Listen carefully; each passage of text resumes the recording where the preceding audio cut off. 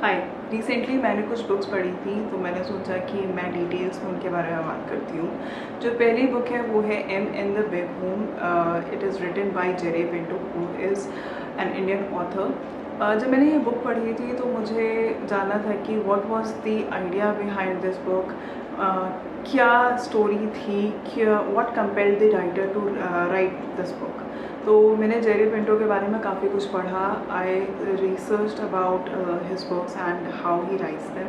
I came across this video and I went through the video, I watched it.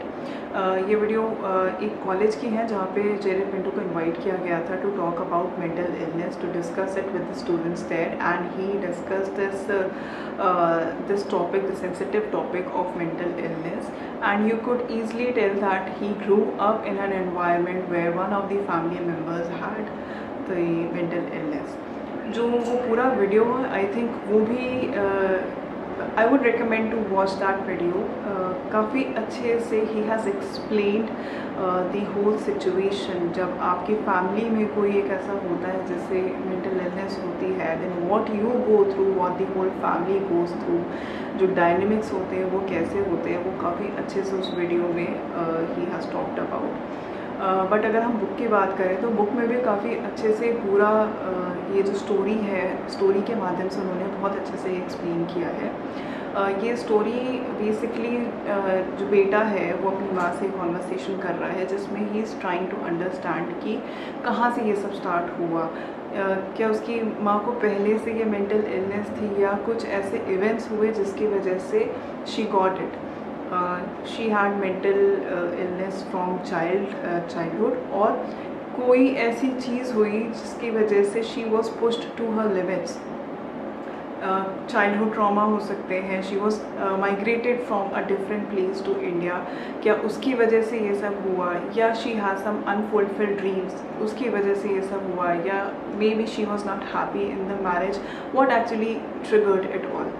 सो ये पूरा conversation उसके बारे में हो, और इस कॉन्वर्सेशन में काफ़ी सारी चीज़ें हैं जो बाहर आती हैं, जैसे कि उनके क्या रिलेशन है, क्या कैसे she is talking to her son, she is very witty, she is because of her illness she has got that sense कि वो कुछ भी बोलेगी तो उस पर कोई गुस्सा नहीं होगा, उसे जज नहीं करेगा, तो वो बोलती है, वो खुले मन से कुछ भी बोलती है। कभी कभी इट्स वेरी ह्यूमरस, आपको हंसी आएगी, कभी कभी आपको लगेगा कि इट वॉज़ वेरी हर्टफुल, और हर्ट होते हुए भी जो उसके आसपास के लोग होते हैं वो कुछ बोलते नहीं, and she knows it very well. तो वो पूरे कॉन्वर्सेशन में पूरा सब कुछ है कि he is talking to her. Also इसमें बहुत अच्छे से ये भी दिखाया गया है कि ही हैज़ दिस गिल्ट कि वो उतना प्रेजेंट नहीं था अपनी माँ के लिए जितना उसे होना चाहिए था। उसे लगता था कि कई बार वो बचना चाहता था, कि वो सिचुएशन में नहीं जाना चाहता था, वो ढूंढता था कि कैसे मैं सिचुएशन से थोड़ी देर के लिए बाहर निकल जाऊँ, because I also want a peace. एक तरीके से देखें तो वो कुछ गलत नहीं सोच रहा था, but he has this guilt कि उसने शायद उतना ज़्यादा अपनी माँ के लिए नहीं किया जितना वो कर सकता था। उसके अलावा when you are reading it you will also sense that fear which he also has. He also feels कि कहीं ऐसा ना हो कि in later stages of his life he also go through this mental illness, कि he also gets it in some way और the other, क्योंकि he thinks कि it's in the gene, maybe it's because in the gene he will also get it, or maybe because he is in the situation he is trying to manage all these things, manage whatever is happening around him regarding his mother, तो उसकी वजह से कहीं ऐसा ना हो कि वो भी मेंटली इल हो जाए, जिसके लिए वो कंसल्ट भी करता है डॉक्टर को जा कर के। और जब डॉक्टर उसे कहता है कि you just can not tell that कब किसी को मेंटल इलनेस होगी कब नहीं होगी, you just have to wait and watch. तो वो सारी चीज़ें हैं। इट ऑल्सो टेल्स यू कि जब पहले टाइम पे इतनी मेडिसिन नहीं होती थी, बहुत अच्छे मतलब ईज़िली अवेलेबल डॉक्टर्स नहीं होते थे, तो कैसे मैनेज किया जाता था।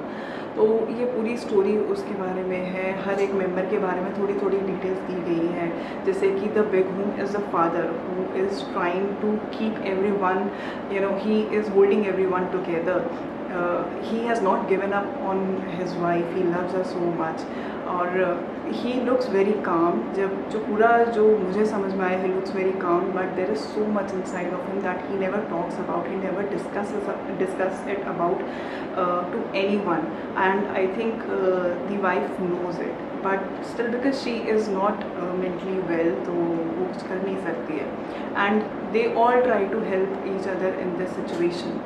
एक ऐसा सीन था जिसमें I also really, it made me feel very sad, जहाँ पे she was given the shock, and it was because he was not in the city, the father was not in the city, तो जो बच्चे होते हैं वो संभाल नहीं पा रहे होते सिचुएशन को। The mother had the episode of nervous breakdown, तो वो खुद ही सजेस्ट करती है कि you can take me to this hospital, जहाँ पे वो रेगुलरली जाया करती थी जब भी ऐसा कुछ होता था, तो बट बिकॉज़ वो वार्ड उस दिन जो वो हॉस्पिटल में जगह नहीं थी, तो उन्हें एक दूसरे हॉस्पिटल में ले जाना पड़ता है। 10 दिन बाद जब वो वापस आती है, जब वो father was also back in the city, तो जब वो सारे इकट्ठे होते हैं तब उन्हें पता लगता है कि she had this mark around in on her forehead, तो दे गॉट टू नो कि shock was given to her and they felt very guilty, they felt bad, and the father also, you know, he also felt bad, but he just, you know, जब वो जो helplessness होती है ना, वो आपको पता लगती है, वो आप समझ सकते हो। और मैं कहूँगी कि ये नावल इतनी अच्छे तरीके से लिखी गई है क्योंकि आपको भी वो जो हेल्पलेसनेस है वो पता लगती है, you also feel very sad, and it makes you, you know, come face to face with the fact that you don't want any family member to go through such situation, or any situation that, you know, you just cannot handle.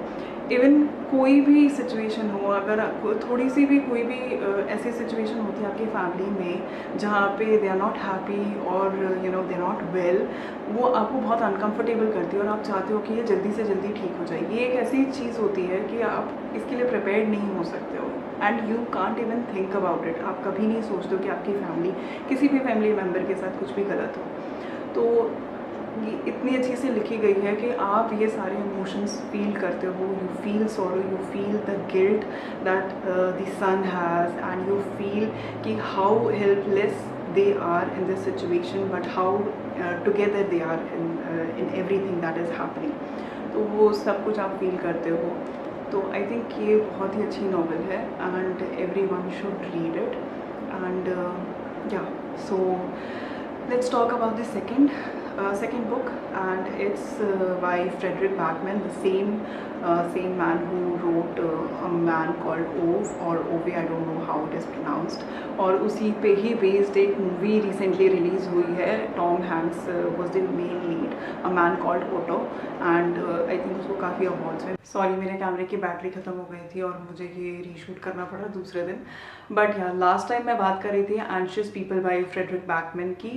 ये जो second novel है जो मैंने थोड़े time पहले complete की थी, मुझे काफ़ी अच्छी लगी बिकॉज ऑफ द स्टोरी। इसमें इतने सारे ट्विस्ट हैं and you just cannot guess कि अगला क्या होने वाला है इस स्टोरी में। बहुत अच्छी लेयरिंग है, बहुत अच्छे तरीके से कैरेक्टर्स को पूरा एक्सप्लोर किया गया है। इट्स अबाउट बैंक रॉबरी, जहाँ पे एक this person goes to rob the bank. उसका रीज़न क्या है, क्यों ऐसा होता है, कि क्या सर्कमस्टांसेस होते हैं कि he has to go to you know rob a bank, but वो अनसक्सेसफुल होता है। पुलिस से बचने के लिए फिर वो ही फाइंड्स दिस बिल्डिंग जहाँ पे वो जाता है, और उसमें एक ही अपार्टमेंट होता है जो खुला हुआ होता है। वहाँ पे काफ़ी सारे लोग होते हैं जो अपार्टमेंट व्यू करने आते हैं।